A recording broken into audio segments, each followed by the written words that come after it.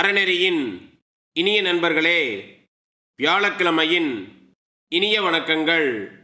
தினம் ஒரு சிந்தனையில் இன்றைய சிந்தனைக்கு உரிய தலைப்பு கர்வம். ஒரு நாட்டின் அதிபர் சாலையில் சென்று கொண்டிருக்கும் போது ஒரு சின்ன பையன் தலைவர்களின் படங்கள் எல்லாம் வைத்து வியாபாரம் செய்து கொண்டிருப்பதை பார்த்தார். உற்று கவனித்த பின் தான் தெரிந்தது, எல்லா படங்களுமே அவருடைய படங்கள்தான் என்று. மிகவும் கர்வப்பட்டார். அந்த கர்வத்தை எல்லாம் அந்த பையன் கிட்டே காட்டிக்கொள்ளாமல் அந்த பையனை அழைத்து, என்னதான் என் மேல் பாசம் வைத்திருந்தாலும் என் படத்தை மட்டும் வைத்து வியாபாரம் செய்வது தப்பப்பா, மற்ற தலைவர்கள் படத்தையும் சேர்த்து விற்கணும் என்றார்.